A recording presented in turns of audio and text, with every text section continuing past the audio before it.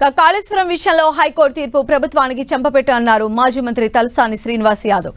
రాజకీయ కక్ష సాధింపులు ఆపి పాలన చేయాలని సూచించారు. ఇటు సుంకేసుల ఎస్ఎల్బీసీ కూలిన సంగతి గుర్తు చేస్తూ దీనికి ఎవరిని శిక్షించాలని ప్రశ్నించారు.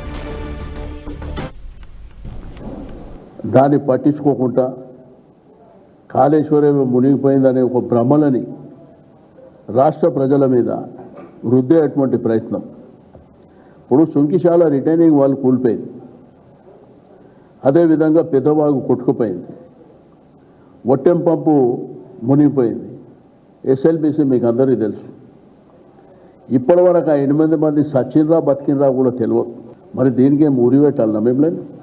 కానీ ఇంత దుర్మార్గంగా మాట్లాడటమే కాకుండా నిన్న మళ్ళీ నోరు తెరిచి మాట్లాడుతూ ఇది ఇక్కడికి ఆగిపోలేదు అక్కడికి ఆగిపోలేదు అని చెప్పి నేనేమంటున్నా, ఒక మేరు పర్వతం మీద మీరు ఎదిరించాలంటే మీకు ఆ శక్తి సరిపోదు. ఆకాశం మీద ఊపితే మీ మీదనే పడుతుంది తప్ప